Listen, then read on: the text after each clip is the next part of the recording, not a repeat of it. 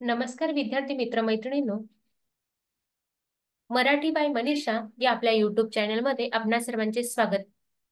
मित्रांनो, आज आपण इयत्ता 5वी ह्या वर्गातील मराठी विषयाचा शेवटचा पाठ क्रमांक 28 फुलपाखरू आणि मधमाशी याचा स्वाध्याय पाहणार आहोत. मित्रांनो, याआधी आपण ह्याच पाठाचं एक्सप्लेनेशन म्हणजे स्पष्टीकरण मागील व्हिडिओमध्ये पाहिलेलं आहे. ज्यांनी तो व्हिडिओ पाहिला नसेल त्यांनी तो व्हिडिओ पाहायचा आहे. त्याचबरोबर मित्रांनो, आता तुमची वार्षिक परीक्षा येणार आहे आणि ह्या वार्षिक परीक्षेसाठी महत्त्वपूर्ण असणारे व्हिडिओ म्हणजेच प्रश्नोत्तर मी पुढील व्हिडिओमध्ये घेऊन येणार आहे. म्हणून तुम्ही आत्ताच आपल्या चॅनलला सबस्क्राईब करून ठेवायचं आहे. त्याचबरोबर या वार्षिक परीक्षेमध्ये जे काही मराठी व्याकरण विचारलं जातं तर ह्या मराठी व्याकरणाचे देखील व्हिडिओ मी आपल्या चॅनलवर अपलोड केलेले आहेत. तर ते व्हिडिओ देखील व्याकरणाचे पाहून घ्यायचे आहेत, कारण ते परीक्षेच्या दृष्टीने अतिशय महत्त्वाचे आहे. आणि ते व्हिडिओ आवडले तर व्हिडिओला लाईक, शेअर, सबस्क्राईब करायला विसरायचं नाहीये. तर चला पाहूया फुलपाखरू आणि मधमाशी ह्या पाठाचा स्वाध्याय. त्यामध्ये पहिला प्रश्न आहे, कोणते लिहा. अ प्रश्न, बागेत स्वच्छंदपणे फिरणारे कोण? तर बागेत स्वच्छंदपणे फिरणारे फुलपाखरू या पद्धतीने तुम्हाला प्रश्नांचं उत्तर लिहायचं आहे. त्यानंतर पुढचा प्रश्न आ, कामात मग्न असणारी. तर कामात मग्न असणारी मधमाशी. त्यानंतर पुढचा ई प्रश्न, थुई थुई नाचणारे कारंजे. आता पुढचा जोड्या जुळवा हा प्रश्न आता आपण पाहणार आहोत. त्यामध्ये बघा, अ गटामध्ये काही शब्द दिलेले आहेत, त्याचबरोबर ब गटामध्ये शब्द दिलेले आहेत. आता त्यामध्ये अ गटातला प्रश्न आपण पाहू. पहिल्यांदा अ गट समजून घेऊ. अ गटामध्ये पहिला प्रश्न आहे सुंदर, दुसरा आहे औषधी, तिसरा आहे मंद आणि चौथा आहे दरवळणारा. आता ब गटामध्ये त्याचे उत्तर आपल्याला शोधायचे आहे.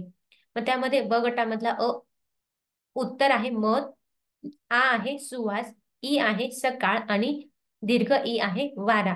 तर आपल्याला अ गटातली जोडी ब गटाशी काय करायची आहे, जुळवायची आहे. पाहूया सुंदर कशी आहे. सुंदर काय आहे, मध आहे, सुवास आहे की सकाळ? तर सुंदर सकाळ आहे, म्हणून आपल्याला सुंदर ही जोडी ह्या पद्धतीने काय करायची आहे, जुळवायची आहे.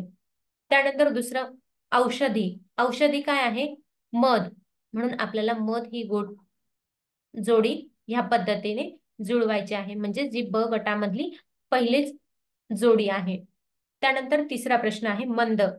मंद काय सुटतो, तर वारा सुटतो. मग ब गटामधली कितव्या नंबरची जोडी आहे, ती चौथ्या नंबरची, म्हणजे दीर्घ ई ची जोडी आहे. मग आपल्याला ह्या पद्धतीने ती जोडायची आहे. मग आपण ही जॉईंट केलेली आहे. आणि मग राहिलेला शेवटचा प्रश्न दरवळणारा. तर दरवळणारा काय होता, तर सुवास होता, जे की ब गटामधली 2 नंबरची जोडी आहे. तर दरवळणारा सुवास ही जोडी ह्या पद्धतीने तुम्हाला काय करायची होती, जोडायची होती. आणि तुम्ही इथे व्यवस्थितपणे ती जोडलेली देखील आहे. तर मित्रांनो, तुम्हाला जर उत्तर लिहायचं असेल तर तुम्ही उत्तर लिहू शकतात, अन्यथा स्क्रीनशॉट घेतला तरी चालेल. आता पुढचा प्रश्न पाहूया.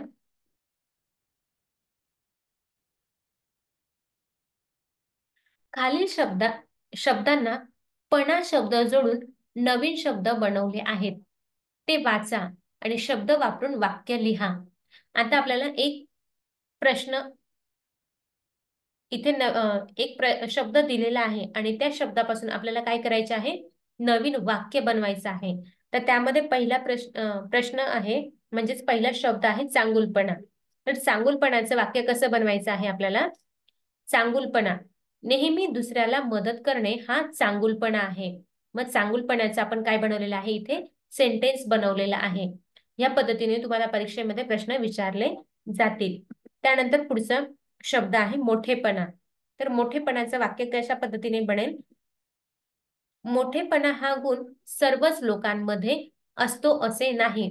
जसं की मधमाशीने फुलपाखरामध्ये कुठला गुण पाहिला होता, तर मोठेपणा हा गुण पाहिला होता. ते सुद्धा तुम्ही वाक्य लिहू शकतात, किंवा हे देखील तुम्ही वाक्य लिहू शकतात. म्हणजे आपल्याला जो शब्द आहे तो फक्त कशामध्ये आलेला पाहिजे, वाक्यामध्ये आला पाहिजे, म्हणजे सेंटेन्स बनवायचा आहे. त्यानंतर तिसरा प्रश्न शब्द आहे लहानपणा. तर बघा, काही लोक लहानपणापासूनच खूप हुशार असतात. या पद्धतीने तुम्हाला वाक्य बनवायचं होतं आणि ते तुम्ही इथे बनवलं देखील आहे. पुढचं आहे वेगळेपणा. आता वेगळेपणाचं काय वाक्य बनवता येणार आहे, तर आम्ही सहलीला जात असताना रस्त्यावरील झाडांमध्ये वेगळेपणा जाणवला. त्यानंतर पुढचा शब्द मोकळेपणा.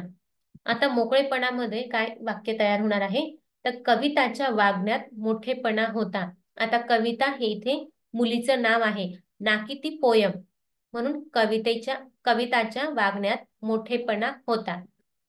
त्यानंतर सोपेपणा. तर सोपेपणाचं वाक्य पाहूया. विनीताच्या बोलण्यातून सोपेपणा जाणवला. ह्या पद्धतीने तुम्हाला वाक्य बनवायचे होते आणि ते तुम्ही ह्या पद्धतीने बनवलेले देखील आहे आणि तुम्हाला लिहायचं असेल तर तुम्ही लिहू शकतात, अन्यथा स्क्रीनशॉट घेतला तरी चालेल. आणि हा जो शेवटचा शब्द आहे कठीणपणा, याचं वाक्य तुम्हाला बनवायचं आहे आणि याचं उत्तर मला कमेंट करून कळवायचं आहे. म्हणजे मला लक्षात येईल की मी जे काही व्हिडिओ बनवते ते तुम्हाला व्यवस्थित समजत आहेत आणि तुम्ही ते काळजीपूर्वक देखील पाहत आहेत. आता पाहूया बरं पुढचा काही प्रश्न आहे की नाही. कुंडीतील शब्दांचे विरुद्ध अर्थी शब्द पानावर आहेत. योग्य जोड्या जुळवा आणि ते लिहा. आता तुम्हाला इथे काय दिलेलं आहे, एक कुंडी दिलेली आहे, झाडाची कुंडी, आणि त्यामध्ये आपल्याला काय करायचे आहेत, विरुद्धार्थी शब्द शोधायचे आहेत आणि ते काय करायचे आहेत, जुळवायचे आहे, म्हणजे त्यांच्या पेअर बनवायच्या आहेत. आता इथे मी फक्त तुम्हाला जोड्या लावून दाखवणार आहे, कशा पद्धतीने त्या लिहायच्या आहेत, सॉरी जोडायच्या आहेत. आणि ह्या ठिकाणी आता तुम्ही तर समोर लिहू शकणार नाही, तुमच्या नोटबुकमध्ये तुम्ही लिहू शकतात, कारण स्क्रीनवर तुम्हाला लिहायला जमणार नाही, कारण स्क्रीन माझ्याकडे आहे लॅपटॉपवर. म्हणून तुम्ही काय करायचं आहे, तुमच्या नोटबुकमध्ये ते उत्तर लिहायचे आहेत आणि तुमच्या शिक्षकांकडनं ते चेक देखील करून घ्यायचं आहे. आता पाहूया, त्यामध्ये पहिला पहिलं पान आहे, म्हणजे पहिला शब्द पाहू, अनेक. अनेकचं इथे उत्तर काय मिळते आपल्याला, अनेकच्या विरुद्ध एक, तर आपल्याला इथे एकचं काय मिळणार आहे, अनेक हे उत्तर मिळणार आहे. आता ही जोडी आपल्याला ह्या पद्धतीने लिहायची आहे, एक किंवा अनेक, किंवा तुम्ही अनेक हा शब्द आधी जरी लिहिला तरी चालेल आणि नंतर एक लिहिला तरी चालणार आहे. त्यानंतर पाहूया खाली. खालीच्या विरुद्ध काय येतं, वर. मग आपल्याला खाली हा शब्द ह्या पद्धतीने लिहायचा आहे, खाली, त्याच्या विरुद्ध वर. त्यानंतर पुढचा शब्द आहे हारणे. हारण्याच्या विरुद्ध काय येतं, हारणे, त्याच्या विरुद्ध जिंकणे. बघा इथे आपल्याला हा शब्द मिळालेला आहे, जिंकणे. त्यानंतर पुढचा शब्द फिकट. फिकटच्या विरुद्ध काय येतो, गडद. तर आपल्याला इथे फिकट हा शब्द ह्या पद्धतीने लिहायचा आहे, फिकट, त्याच्या विरुद्ध गडद. या पद्धतीने तुम्ही विरुद्धार्थी शब्द लिहू शकतात. त्यानंतर उत्तर. उत्तरच्या विरुद्ध काय येतं, प्रश्न. आपण उत्तर हा शब्द ह्या पद्धतीने लिहायचा आणि त्याच्या विरुद्ध प्रश्न. प्रश्न उत्तर किंवा उत्तर प्रश्न. त्याच्यानंतर मोठा. मोठ्याच्या विरुद्ध काय, लहान. मग इथे मोठा हा शब्द लिहिला, त्याच्या विरुद्ध लहान. ह्या पद्धतीने तुम्हाला जोड्या जुळवायच्या होत्या आणि ते तुम्ही व्यवस्थित पूर्ण देखील इथे केलेले आहेत. आणि हे विरुद्धार्थी शब्द तुम्हाला परीक्षेच्या दृष्टीने अतिशय महत्वाचे आहे. आणि त्याचबरोबर आपल्या चॅनलवर मी स्कॉलरशिप परीक्षेमध्ये विरुद्धार्थी शब्द विचारले जातात त्याचा देखील मी व्हिडिओ बनवलेला आहे. ज्यांनी तो व्हिडिओ पाहिला नसेल तर तो व्हिडिओ पाहून घ्यायचा आहे, कारण परीक्षेमध्ये विरुद्धार्थी शब्दांवरती प्रश्न विचारले जातात आणि सगळ्या कॉम्पिटिटिव्ह एक्झाम मध्ये हे देखील प्रश्न विचारले जातात. तर आता आपण विरुद्धार्थी शब्द पाहिलेले आहेत. आता पुढचा प्रश्न पाहूया. खालील दोन फुलांवरील शब्दांचे मिळून योग्य जोडशब्द तयार करा व पिशवीवर लिहा. आता इथे तुम्हाला एक पिशवी दिलेली आहे आणि त्या पिशवीवर काय करायचं आहे, आपल्याला जोडशब्द जुळवायचे आहे, म्हणजेच तयार करायचे आहेत. आता इथे अर्धा शब्द आहेत आणि दुसरा इथे दिलेला आहे. तर हे दोघंही शब्द काय करायचे आपल्याला इथे व्यवस्थित उत्तर लिहायचे आहेत. तर पाहूया बरं पहिला शब्द कोणता सापडतो आपल्याला. बघा, पुरण. पुरणला जोड शब्द कोणता येतो? पोळी. आपण सणाला पुरणपोळी खातो की नाही? मग आपल्याला पुरण हा अर्धा शब्द सापडलेला आहे आणि त्याला पोळी हा शब्द लावला की काय शब्द तयार होतो? पुरणपोळी. तर ती पुरणपोळी अशी ह्या पद्धतीने तुम्हाला लिहायची आहेत. त्यानंतर पुढचा शब्द पाहूया बरं. गोड. त्याच्या विरुद्ध त्याला जोडून धोड. गोड धोड.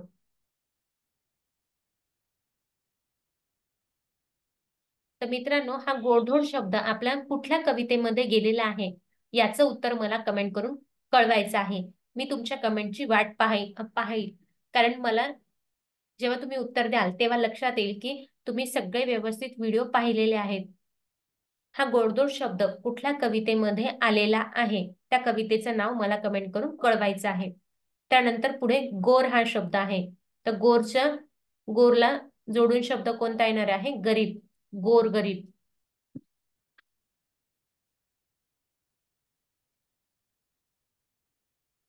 ह्या पद्धतीने तुम्हाला जोड शब्द बनवायचे आहेत. त्यानंतर खाऊन. खाऊन पिऊन. बघा, खाऊन पिऊन.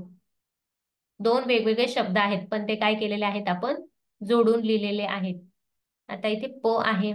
बरेच जण म्हणतील हा व आहे. तर इथे एक मिनिट.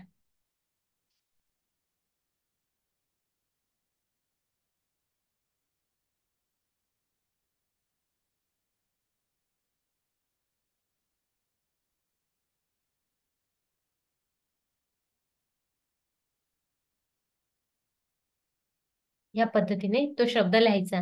त्याच्यानंतर इकडे तिकडे. बघा, हा शब्द आपण अशा पद्धतीने लिहिला. इकडे तिकडे.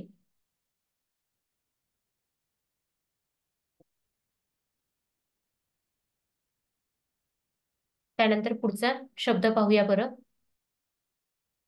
काम.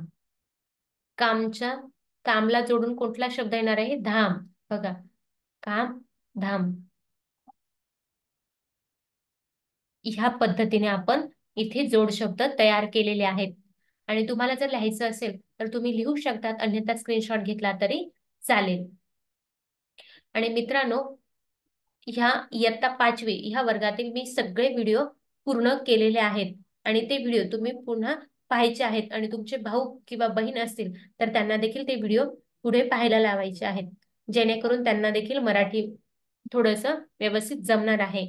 तर मित्रांनो, आजच्या भागामध्ये आपण जोड शब्द आणि विरुद्धार्थी शब्द पाहिलेले आहेत, त्यांचा अभ्यास केलेला आहे.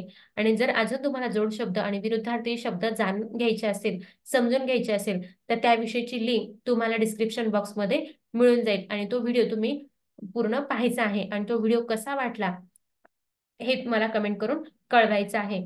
आणि मित्रांनो, आता लवकरच तुमची वार्षिक परीक्षा येणार आहे. त्यासाठी तुम्हाला ऑल द बेस्ट आणि जास्तीत जास्त तुम्ही मराठीचा अभ्यास करून चांगले मार्क मिळवा आणि आपली मातृभाषा तुम्ही जपा. आणि लवकरच मी आता इयत्ता 6वी ह्या वर्गाची व्हिडिओ घेऊन येणार आहे, म्हणून तुम्ही आताच आपल्या चॅनलला सबस्क्राईब करून ठेवा.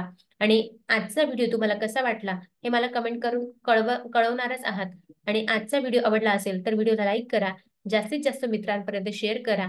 आणि मी व्हिडिओमध्ये एक प्रश्न विचारलेला आहे, तर त्या प्रश्नाचं उत्तर मला कमेंट करून कळवायचं आहे. आणि अजूनपर्यंत तुम्ही आपल्या चॅनलला सबस्क्राईब केलं नसेल तर चॅनलला सबस्क्राईब करा आणि हे घंटीचा आयकॉन देखील प्रेस करून ठेवा.